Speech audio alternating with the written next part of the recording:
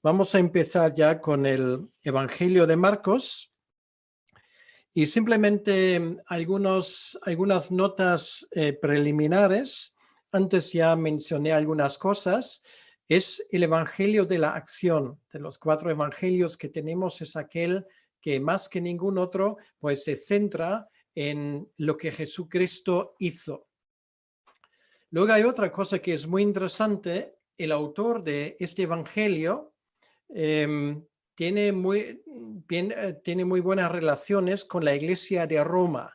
En algún momento vamos a hablar de esto con más detalle, pero tal vez ustedes se acuerdan del hombre que llevó la cruz de Jesucristo. Pues ese hombre que aparece en el mismo Evangelio, de hecho, hay muchas cosas que indican que hay una relación entre ese hombre, Marcos, su madre, y la Iglesia de Roma. Sobre esto, un poco más adelante, pues vamos a hablar. Pero empiezo ya con el primer capítulo y con el primer versículo, y vamos a ir poco a poco. Yo personalmente no puedo predicar de otra manera que de forma expositiva y consecutiva, así que vamos a ir versículo por versículo. Si ustedes tienen su Biblia por delante, pues ábrenla en Marcos capítulo 1, versículo 1, y vamos hoy a considerar los primeros 13 versículos del 1 al 13.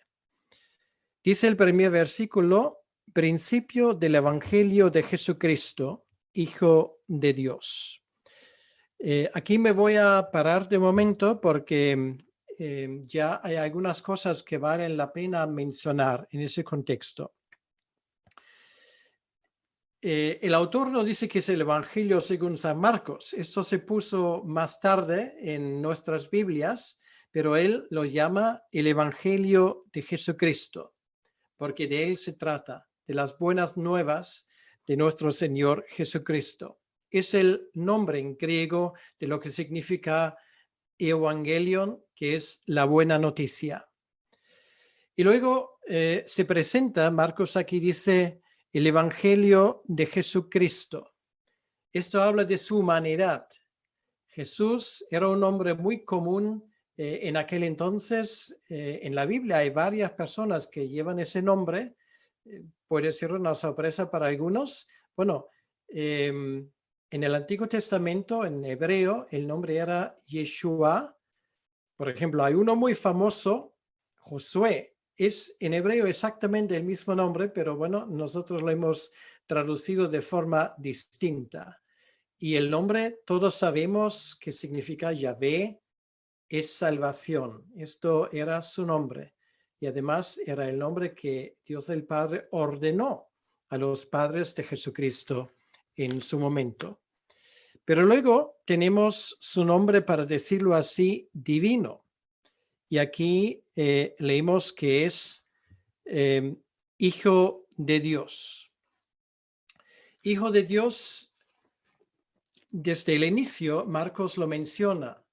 Y esto, para un romano, realmente era la primera sorpresa, porque ellos no tenían ese tipo de personas que eran hombres y Dios a veces al mismo tiempo. Tenían sus dioses, eso sí, pero esto era otra cosa, porque ningún dios romano hizo las cosas que a continuación leemos en este evangelio. Y luego también la segunda parte de su nombre es Jesucristo, Jesús, Christos en griego.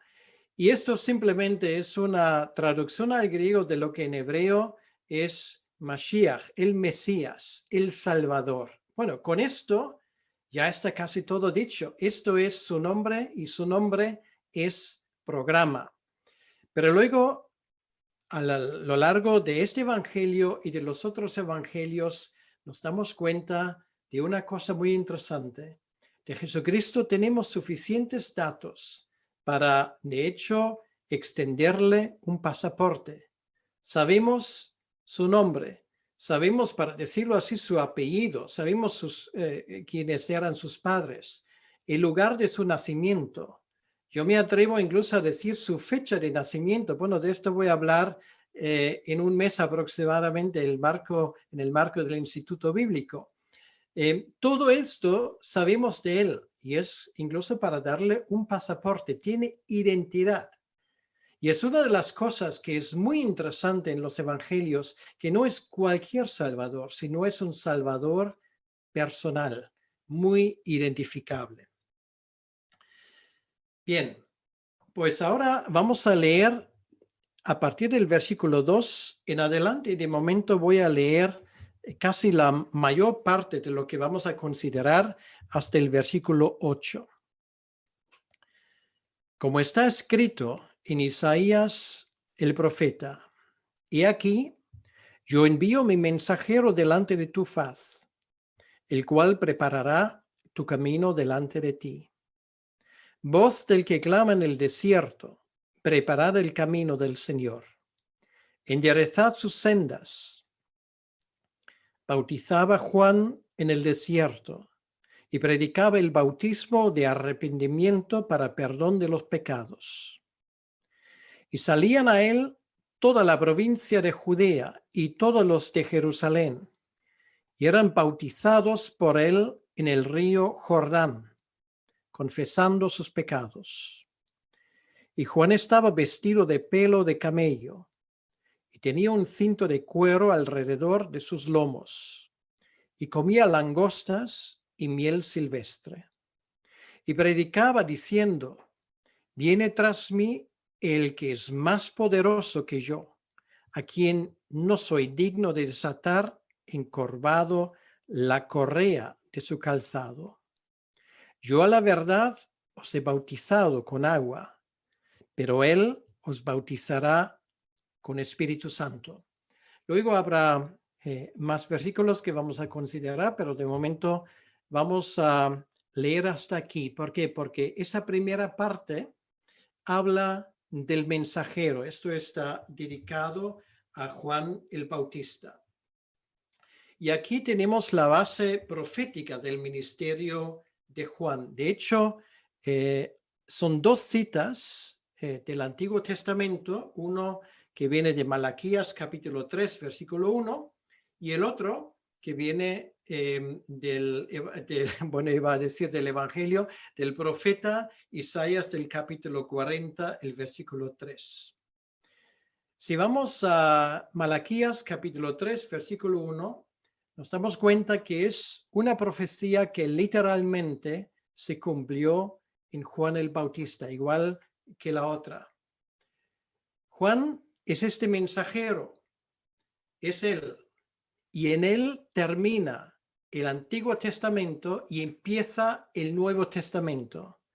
Con él terminan 400 años, que es mucho tiempo, 4 siglos de silencio, en los cuales no había voz profética, no había nadie que hablaba de forma autorizada de parte de Dios al pueblo de Israel.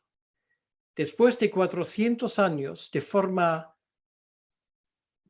que nadie podía esperar, de repente se escucha de nuevo una voz profética en Israel, pero no en Jerusalén, no en las grandes ciudades, sino en el desierto. Es el último profeta del Antiguo Testamento y, para decirlo así, el primero del Nuevo Testamento. Y en segundo lugar, aquí tenemos el versículo de Isaías capítulo 40, el versículo 3. Aquí dice, voz del que clama en el desierto, preparad el camino del Señor, enderezad sus sendas. El tiempo no es suficiente para entrar en todos los detalles. Es una profecía muy interesante que en su momento se refiere a la vuelta del pueblo de Israel del exilio. Aquí la aplicación es al Mesías con el cual ese periodo de espera del pueblo de Israel para su Mesías está terminando. Juan vivía en ese desierto y luego vamos a leer algunas cosas de él. De hecho, si lo miramos en el mapa, ahora como esto es una exposición más bien en forma de predicación, no voy a trabajar con diapositivas porque no puedo hacer todo a la vez, pero obviamente si luego ustedes pues se toman la molestia de mirarlo en el mapa, realmente Juan está en un sitio en el Valle del Jordán que obviamente limita con el desierto de Judea, al cual no era tan fácil de llegar desde la ciudad de Jerusalén. Había que bajar una cuesta muy empinada y realmente la gente que llegó a escucharle y luego también a bautizarle, a bautizarse, pues era gente que obviamente se tomaba mucha molestia para hacer lo que estaban haciendo. Por eso dice aquí, bautizaba Juan en el desierto. Bueno, no en el desierto en el sentido, no hay que imaginarse aquí un desierto donde había un pozo de agua, no, estamos hablando del río de Jordán, pero el río de Jordán, para aquellos que han tenido la ocasión de estar en Israel, no es un río como, bueno, hablando de España, como el río Ebro o el Amazonas o algo por el estilo, es un, bueno, casi un riosuelo, es poca costa a primera vista. Si ves el Jordán por primera vista, pero ¿esto es el Jordán? Pues sí. Entonces, a la derecha y a la izquierda del río de Jordán hay desierto. Solamente en ese pequeño valle, allí crecen cosas, pero te apartas un par de metros y te encuentras realmente en medio del desierto. Pues esto es lo que había. Y es ahí donde Juan bautizaba. Ese bautizo o bautismo de Juan es un bautismo especial. Esto formaba parte de su ministerio. Su bautismo no era y no es comparable con el bautismo cristiano. Bueno, de eso seguramente vamos a hablar también en su momento. Es un bautismo de arrepentimiento. Y esto era también distinto que, por ejemplo, el judaísmo conoce diferentes formas de bautismo para ponerse puro ceremonialmente, vamos a decirlo así. Tampoco tiene nada que ver con esto. El bautismo que Juan predicaba era un bautismo que tenía un solo propósito. Y esto era demostrar que la gente que venía a él, que se tomaba la molestia de ir al desierto, bajar al río de Jordán, realmente tenían el deseo de cambiar sus vidas. Pero no para que Juan, para decirlo así, les predicase la salvación. No, esto venía después. Pero me anticipo porque esto será, vamos a hablar de esto en la segunda parte de lo que voy a decir. Ahora, ¿qué es el arrepentimiento? La palabra en griego, y no quiero ser muy técnico porque tampoco hace falta en ese contexto, tiene un concepto que es muy fácil de entender. Esto habla de un cambio de mente, un cambio de nuestra mente. Quiere decir, la cosa empieza en nuestra cabeza, en nuestra forma de pensar. Y de eso se trata. Ahora, el que se arrepiente, ¿qué hace? Bueno, voy a poner un ejemplo. Seguramente todos hemos ido en alguna ocasión en una autopista y una autopista pues tiene salidas. Tú, bueno, por lo menos en España y supongo que en todos los países, tú no puedes salir de una autopista donde te da la gana, sino solamente puedes salir donde te dejan salir. Para eso se llama salidas. Bien, pues ahora imagínate si tú vas por una autopista en dirección equivocada, porque te has equivocado. A mí me ha pasado más que una vez. Bien, pues ¿qué haces? Tienes que seguir adelante hasta que llegas a una salida y sales, pues vas por el puente y finalmente pues te encarrilas en el otro lugar. Pues esto, bíblicamente hablando, es arrepentimiento. Sales de tu vida que has llevado hace un momento, del rumbo, de la dirección que tomaba tu vida, y te das la vuelta y vas en dirección contraria. Esto básicamente está implicado en este término de arrepentimiento. Es un cambio de sentido de nuestra vida. Reconocer que nos hemos equivocado.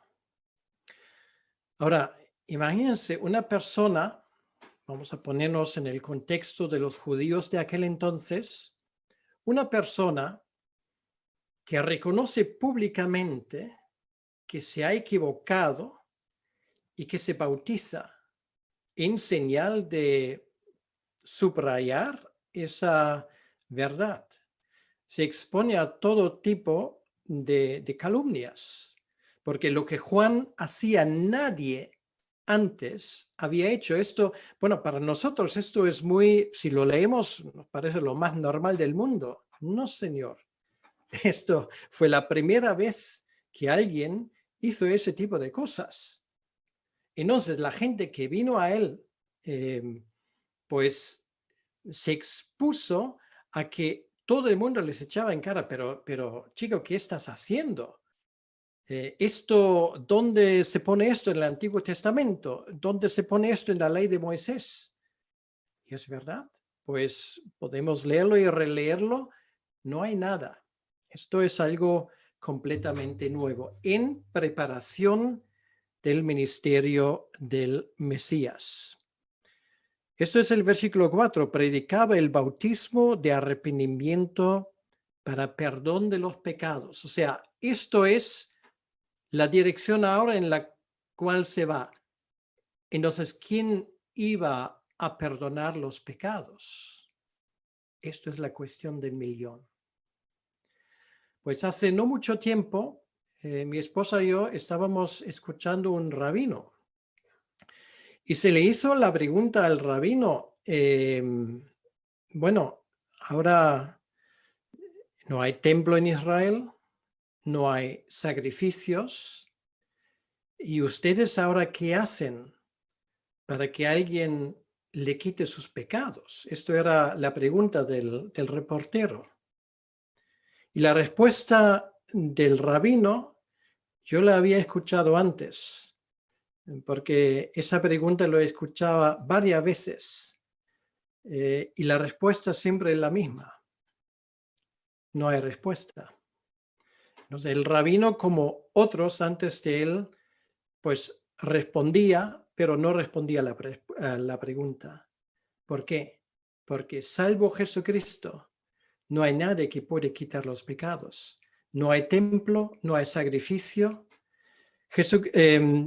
Juan aquí no habla de que ustedes ahora tienen que volver a Jerusalén, sacrificar y de esa forma se le va a quitar los pecados. Juan nos dice en el primer capítulo de su evangelio, en un relato paralelo, que que Jesucristo, al aparecer delante de Juan, es presentado de la siguiente manera: este es el Cordero de Dios que lleva el pecado del mundo. Y esta es la respuesta. Por eso lo que tenemos aquí es esta frase del arrepentimiento para perdón de pecados. El bautismo no quita pecados, sino abre el camino para ese perdón que iba a llegar a través de Jesucristo.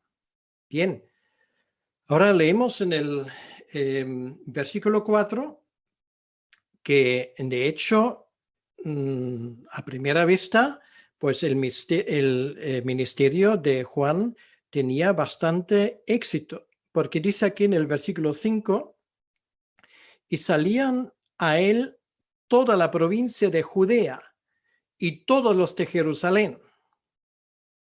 Wow, esto es lo que yo llamaría éxito. O sea, a primera vista, bueno, eso es una expresión que obviamente no hay que entenderlo en un sentido absolutamente literal, porque había gente que no podía salir simplemente por su situación personal o por otras razones. Pero esto es lo que quiere decir que había un montón de personas que vino desde la capital y vino desde la provincia de Judea. a escuchar a este hombre. Y eran bautizados por él en el río Jordán, confesando sus pecados. Ahora, imagínense los que tenían el monopolio de este negocio de perdón de los pecados, y perdón que hable un poco en esos términos empresariales, esos estaban en Jerusalén, eran los sacerdotes. Era su trabajo realmente de encaminar a la gente, de presentar sus sacrificios, y como sabemos del Nuevo Testamento, esto se había convertido en un negocio en toda regla. Bueno, no voy a entrar en eso, pero había muchísima gente que vivía de ese tema. Aquí, sin embargo, dice simplemente, eran bautizados por él en el río Jordán, confesando sus pecados. Y ahora, ¿qué, Juan? ¿Qué es lo que debemos de hacer? Bueno, este evangelio no da la respuesta, pero si vamos al evangelio de Juan, él tenía un mensaje específico para cada persona.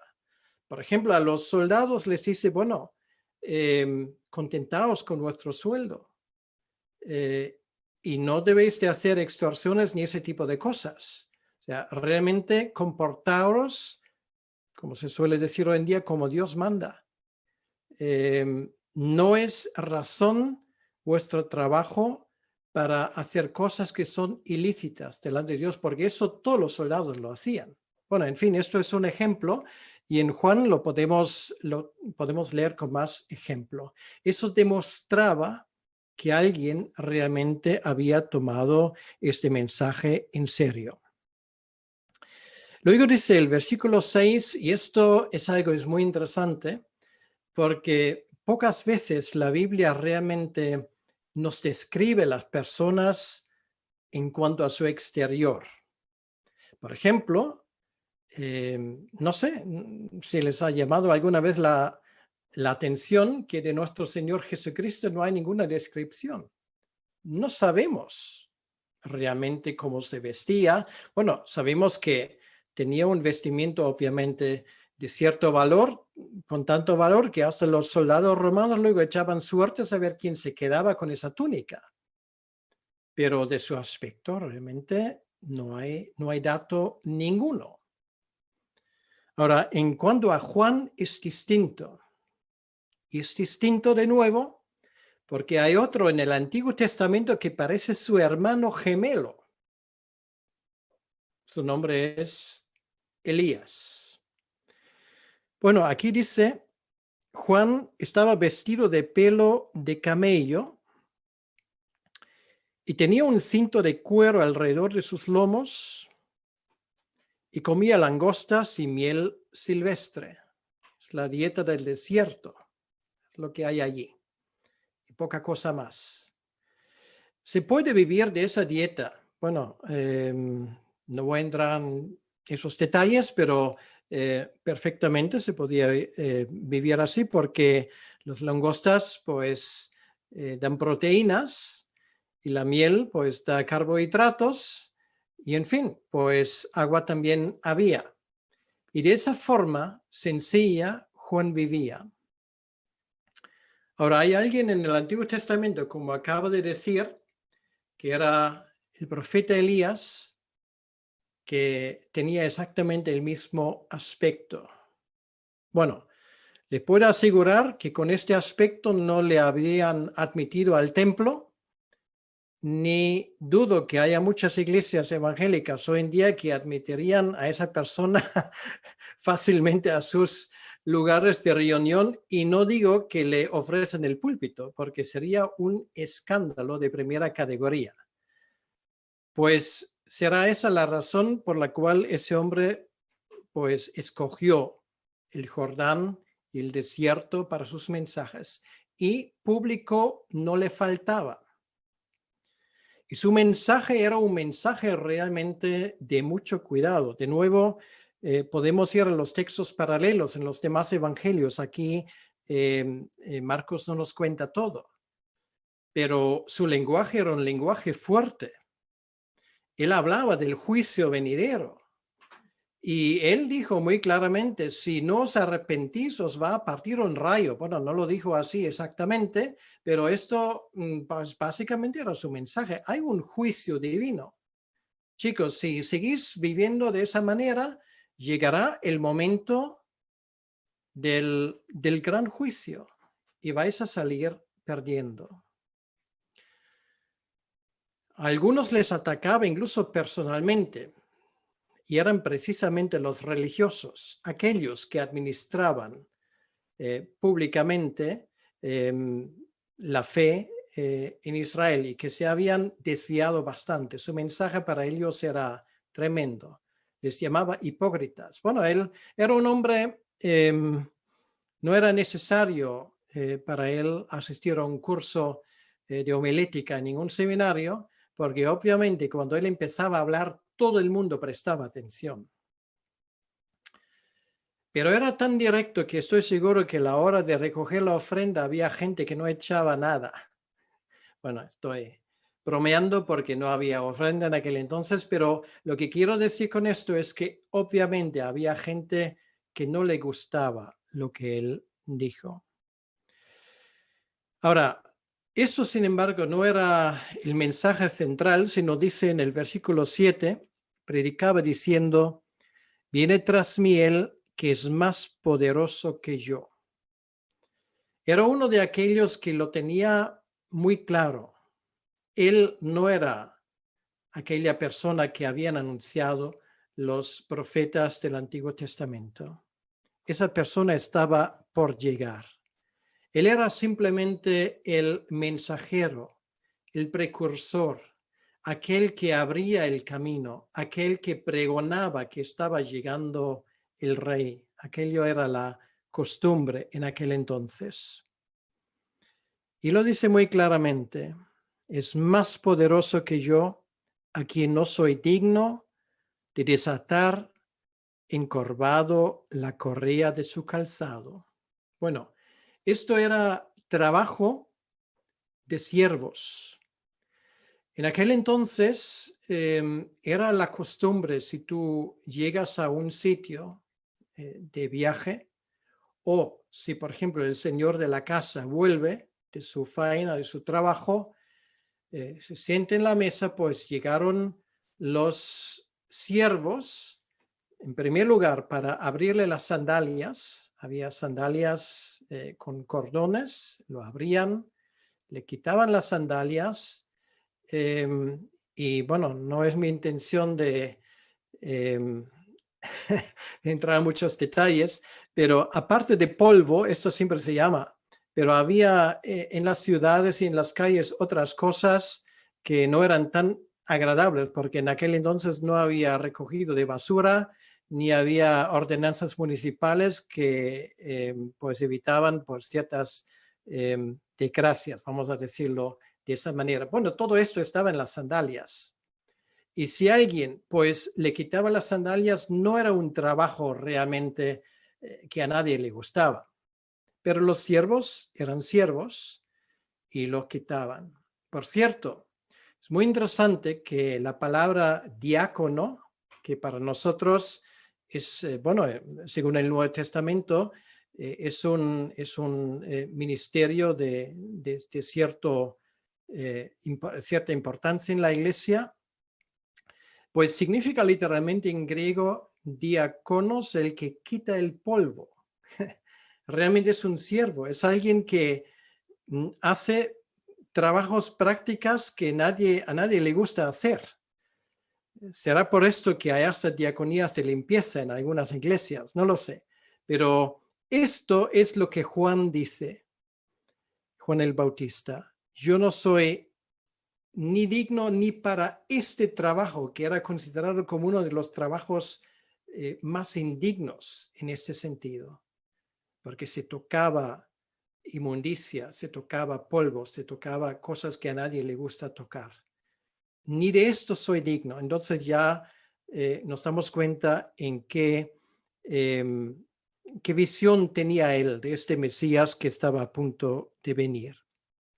Pero luego hay más diferencias. Dice, bueno, a vosotros les gusta os ha impresionado el agua y ese bautismo. Voy a decir una cosa. Yo a la verdad os he bautizado con agua, pero Él os bautizará con Espíritu Santo. Bueno, esto ya es otra categoría. ¿A qué se refiere Juan cuando dice esto? Unos 3 años y medio más tarde, en un lugar no muy lejos de allí, pero ya en la capital, en Jerusalén, en el día de Shavuot, de Pentecostés, hay una gran muchedumbre cerca y toma la palabra un sencillo pescador de Galilea, un hombre que 50 días antes había negado a conocer a Jesucristo y hecho uno de los discursos, secularmente hablando, predicaciones, mensajes más poderosos que jamás se ha predicado sobre la faz de la tierra. Hasta tal punto que algunos dijeron, ese hombre, ¿quién es? ¿No es teólogo? ¿Dónde lo ha aprendido? Algunos dijeron que está borracho. Bueno, yo no sé si la gente que está borracha precisamente se destaca por hablar de una forma poderosa. Yo más bien opino lo contrario, pero en fin, la gente no se lo podía explicar.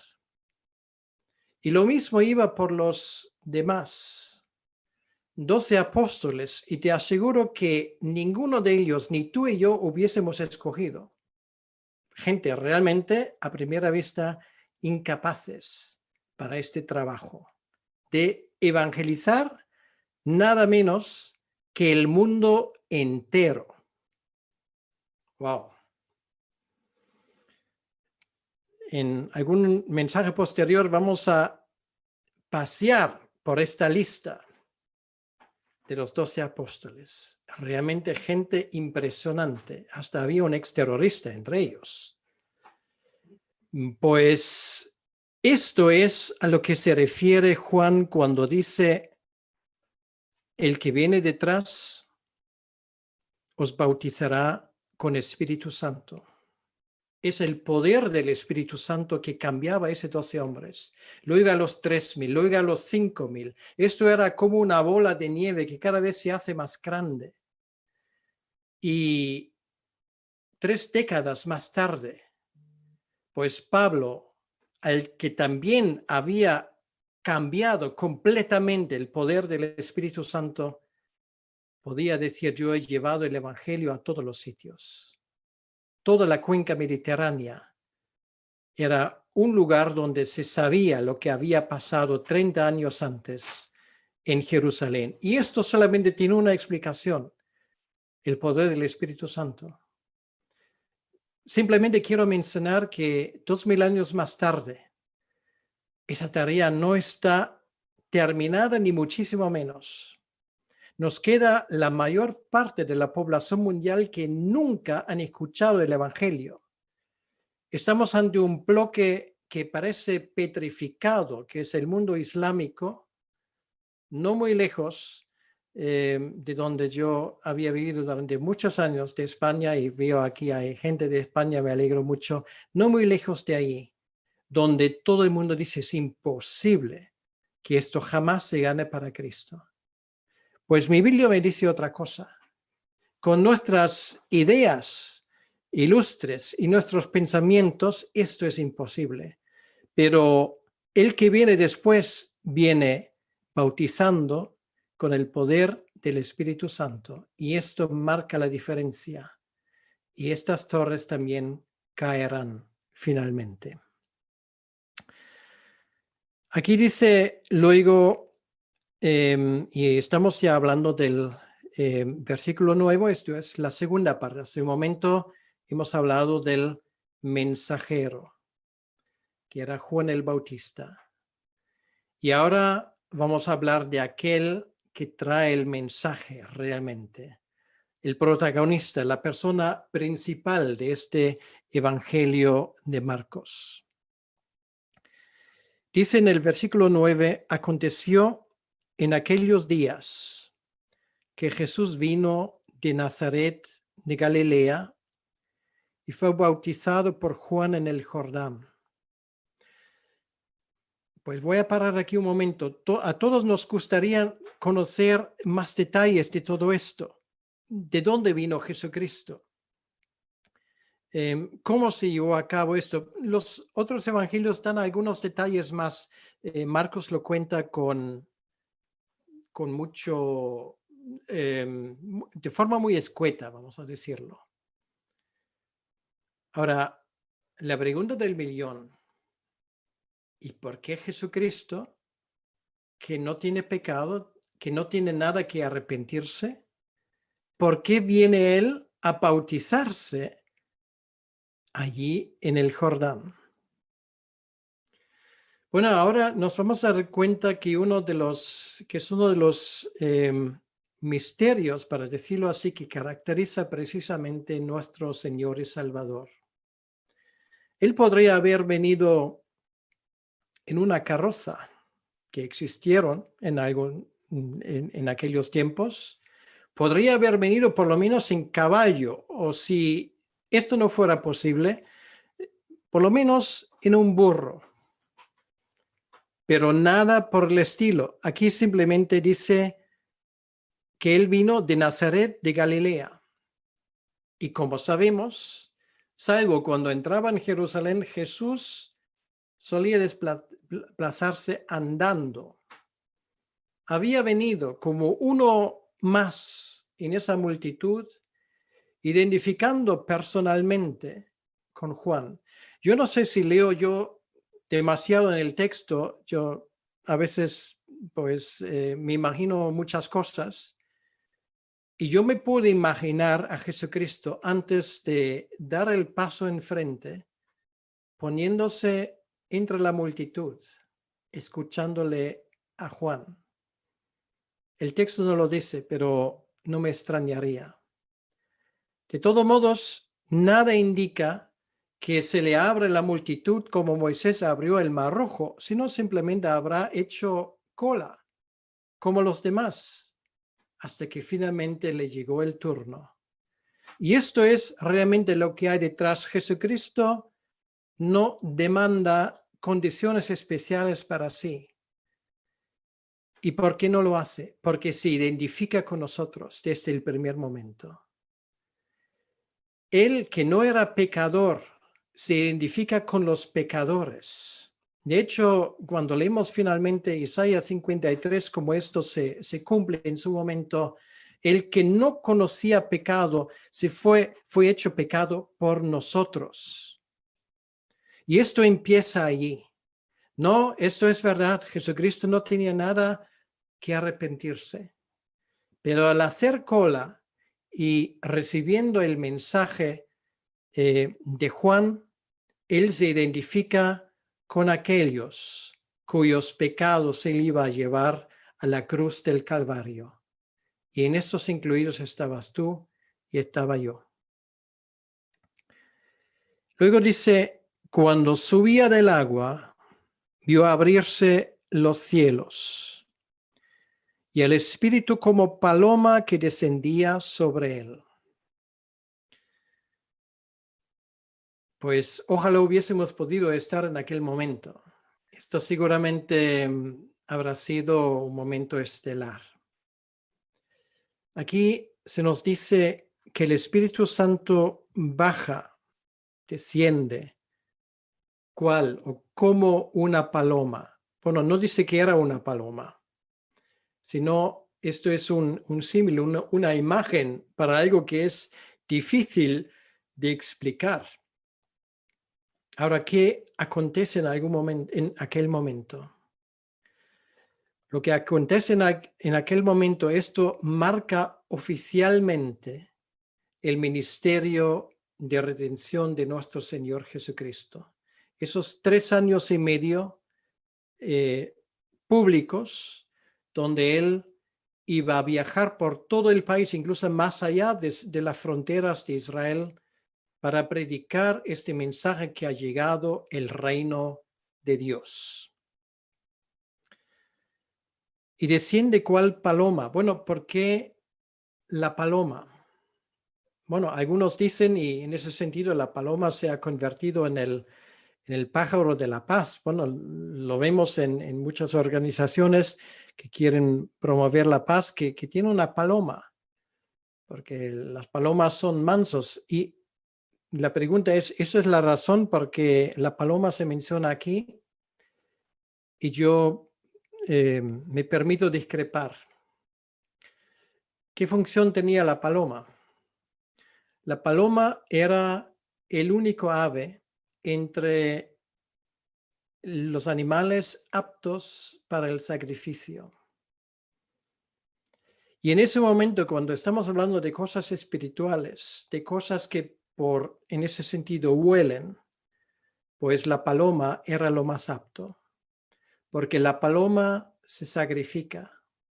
Y en ese sentido, esa paloma, entre comillas, el Espíritu Santo, iba a empoderar a Jesucristo a ir ese camino de 3 años y medio que finalmente terminaría en la cruz del Calvario.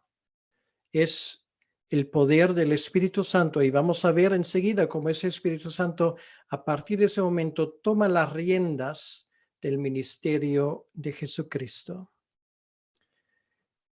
Dice versículo 11, y vino una voz de los cielos que decía, tú eres mi Hijo amado, en ti tengo complacencia.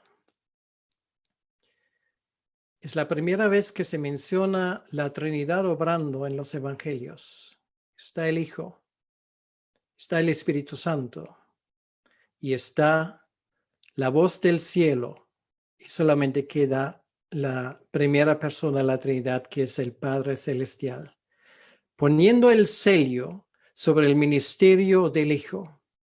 Eso es un momento particularmente emocionante. Desde la eternidad, de hecho, nos dice la Sagrada Escritura, desde antes de la fundación del mundo, Dios tenía ese plan de salvación. Y ahora, en espacio y tiempo, en un lugar concreto, en una fecha concreta, esto se hace realidad. Aquí por delante veo las imágenes de algunas personas preciosas que me están escuchando en ese momento. Es una pequeña muestra de la inmensa multitud que por el ministerio de Jesucristo algún día estará delante del trono del Padre.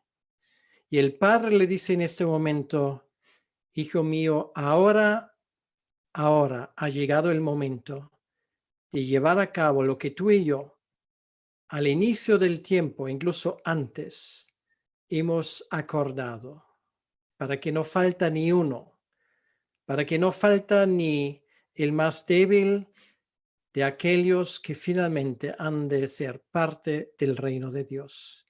Y en estos, mis queridos, espero que también te puedes incluir a ti. Y si alguien nos escucha, porque esto luego se grabará, pues te quiero animar, si por si acaso en ese momento hay alguien que todavía no está seguro si está dentro o fuera, te digo, pues esto es tu momento.